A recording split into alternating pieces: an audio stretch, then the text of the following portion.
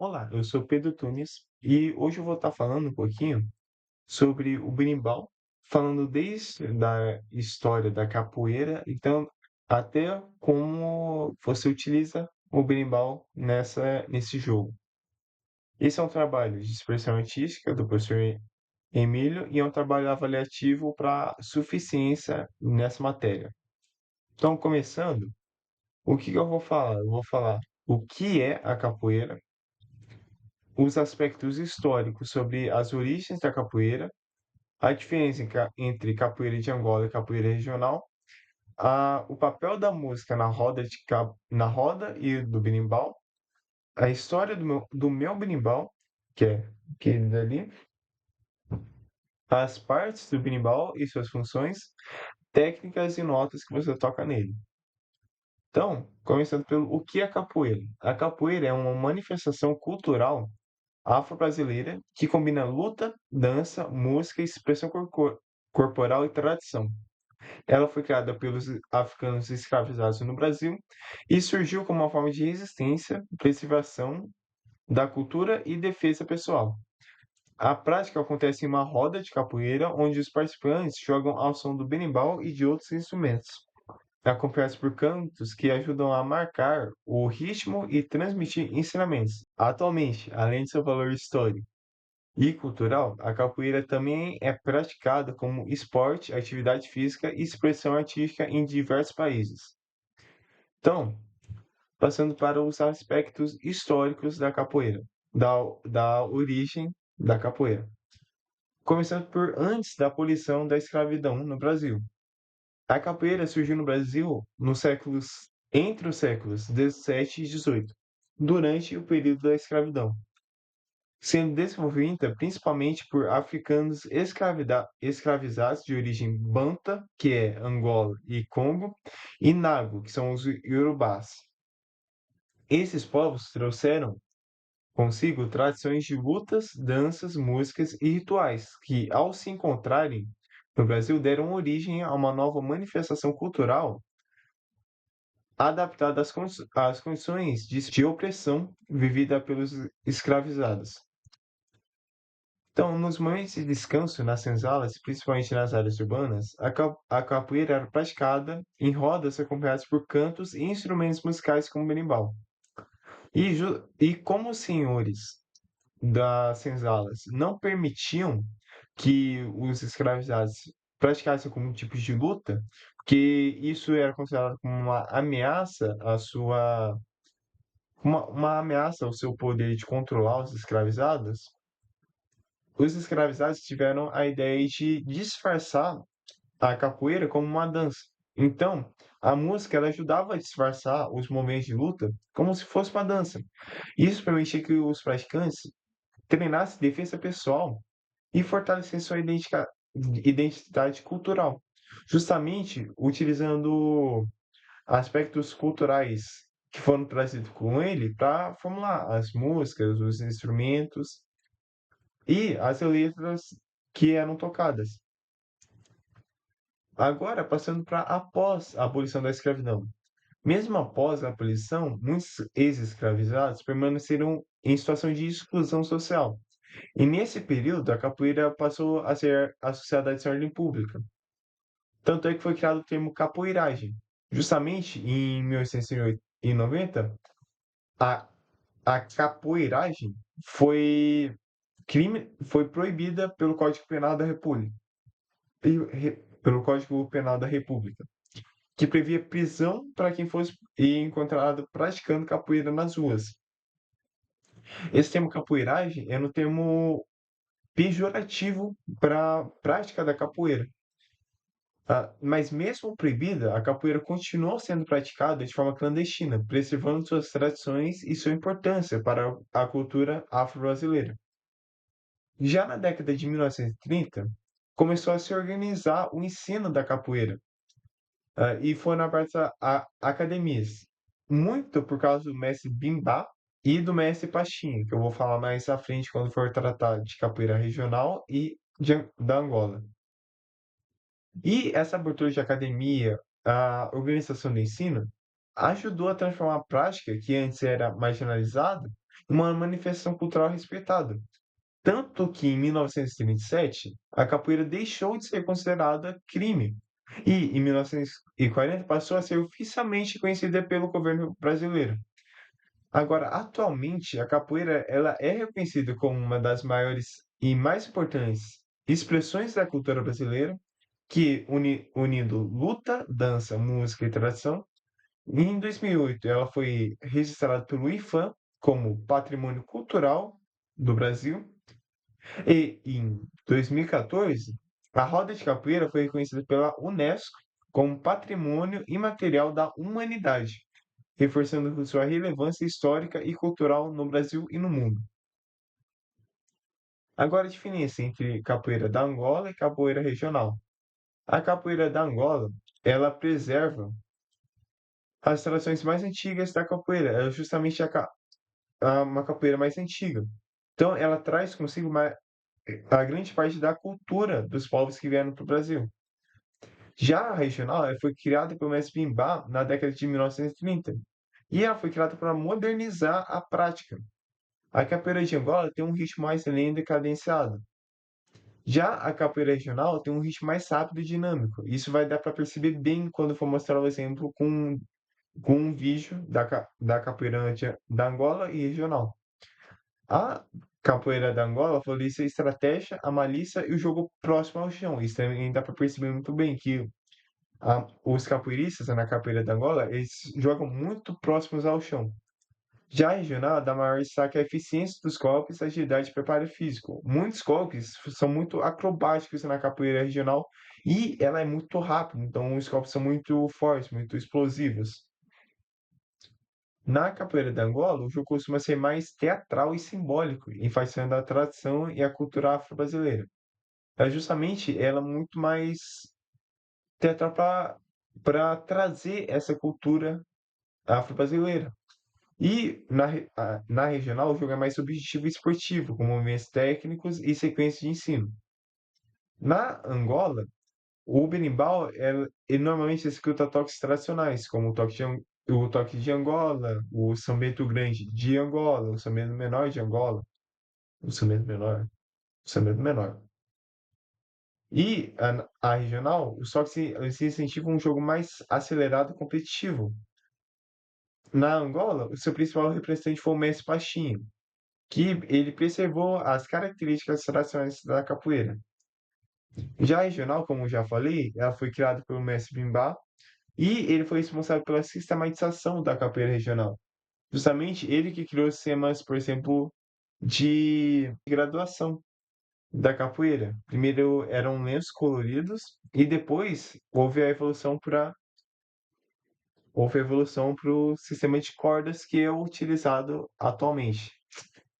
Aqui está um exemplo da capoeira da Angola. Você pode ver que o ritmo da música dela é muito mais lento. E os capoeiristas ficam muito próximos ao chão. É difícil eles se levantarem e ficarem de pé. Então, ela é muito mais teatral. Carrega muito mais. Ela é muito mais para carregar essa cultura afro-brasileira dos escravizados da época.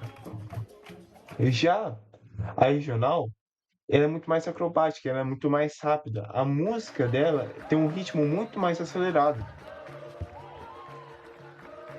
E os movimentos são muito mais explosivos, muito mais técnicos e são muito mais acrobáticos, justamente. E acho que é bem perceptível que também os capoeiristas não jogam próximos ao chão, eles jogam muito mais de pé. Então, agora passando para o papel da música na roda e do berimbau. Então, é a música que determina o ritmo do jogo e a velocidade dele. Justamente, se a música acelerar, os capoeiristas que estão jogando atualmente na roda, eles vão acelerar o ritmo. Se a música abaixar o ritmo, eles vão diminuir o ritmo. E as letras cantadas durante a roda de capoeira, elas transmitem ensinamentos. Por exemplo, na letra de Você Disse um Dia, tem esse trecho. Você disse um dia que jogar capoeira era coisa de animal, praticado por marginal. Muito tempo se passou, você não se cuidou, capoeira eu pratiquei, hoje eu já me formei. Justamente, remontando a como a capoeira era vista no Brasil. Justamente como justamente mostrando a marginalização da capoeira antigamente. Ela também promove A música também promove interação entre todos os participantes. Então, geralmente você não fica só tocando berimbau na roda. A- Como a maioria dos capoeiristas sabem tocar o mínimo de berimbau, quem está tocando pode passar o berimbau para outra pessoa e entrar na roda também e jogar. Já o berimbau, ele é o instrumento principal da roda de capoeira. É ele que determina o ritmo, a intensidade e o tipo de jogo que será realizado. Então, os outros instrumentos, eles seguiam pelo berimbau. Se o berimbau muda o ritmo, eles também mudam o ritmo.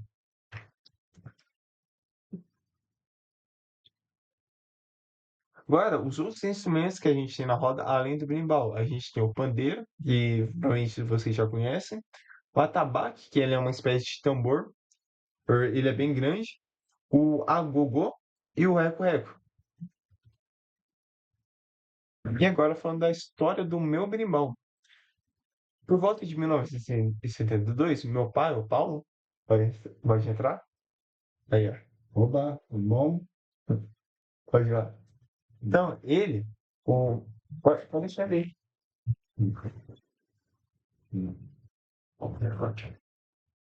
Uhum.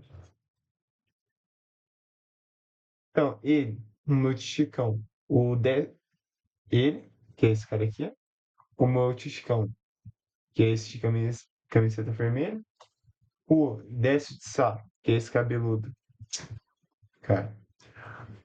E o Carlão, ele jogava capoeira em Manuziana lá na cidade de São Paulo.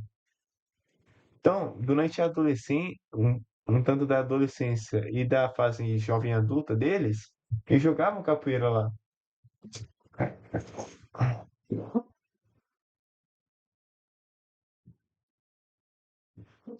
Eles jogavam capoeira lá.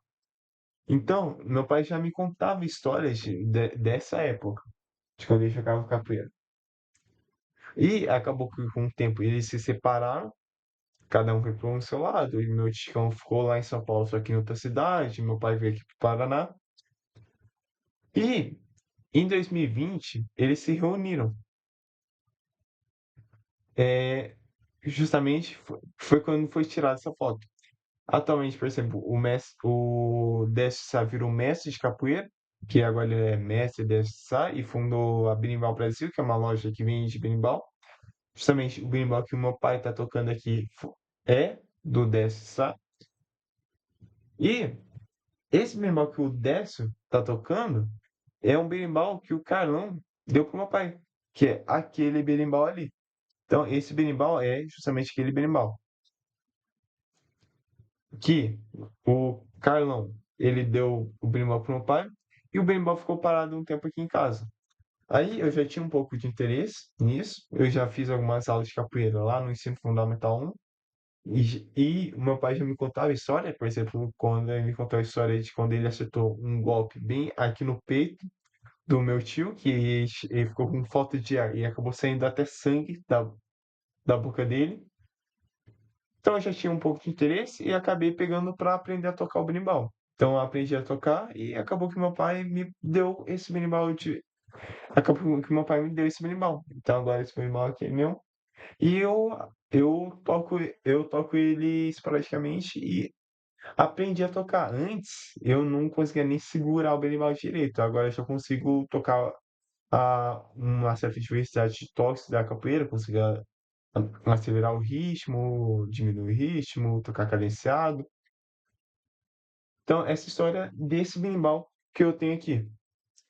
Agora, passando para a parte do berimbau e suas funções. Mas para isso, eu vou usar o meu berimbau, certo? Então, a gente começa pela verga. A verga é essa haste de madeira. Geralmente ela tem mais ou menos 1,60 m, e ela é que vai estruturar o nosso instrumento.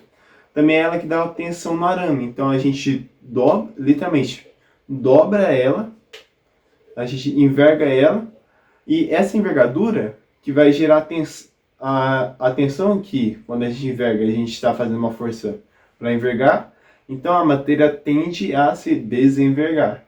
Essa força para se desenvergar é a que dá a tensão no arame. O arame, ele é um arame de 9 milímetros de aço. Geralmente é utilizado o arame de pneu, mas o meu originalmente também era com arame de pneu, só que ele acabou estourando e foi mais fácil achar um arame 9 milímetros mesmo. Aí tem a cabaça. Aí a gente tem 3 tipos de cabaça. A gente tem a cabaça média, que é essa aqui que eu tenho. A gente tem a cabaça viola, que é uma cabaça menorzinha e é mais aguda também. E a cabaça gunga, que é uma cabaça bem maior e já um som mais grave. Também temos a baqueta, que ela é uma pequena vareta de madeira que é justamente para bater no arame. Então,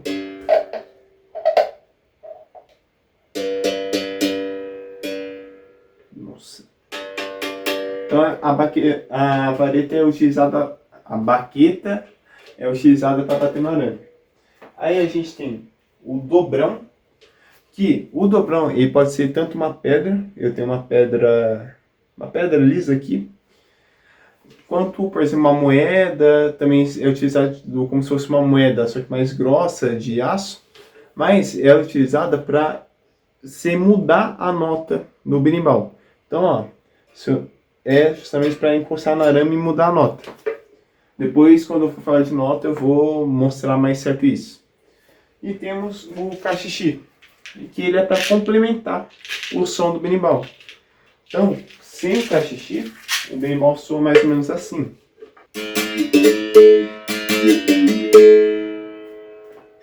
Já com o cachixi, ele entra complementando. Ele entra aqui, ó, junto com a mão que fica batendo e...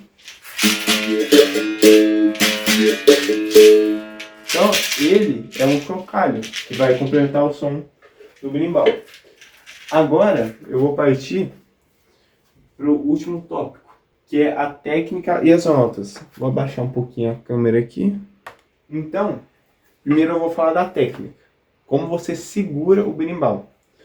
Para isso, você vai fazer isso aqui. Em uma mão você deixa a baqueta, você segura a baqueta como se fosse um hashi.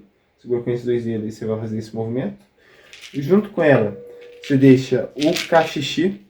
E geralmente você deixa o cachixi nesses dois dedos. Aqui, nesses dois dedos.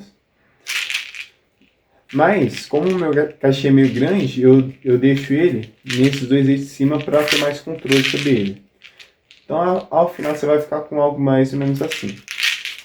Agora, a parte mais difícil, que é segurar o berimbau.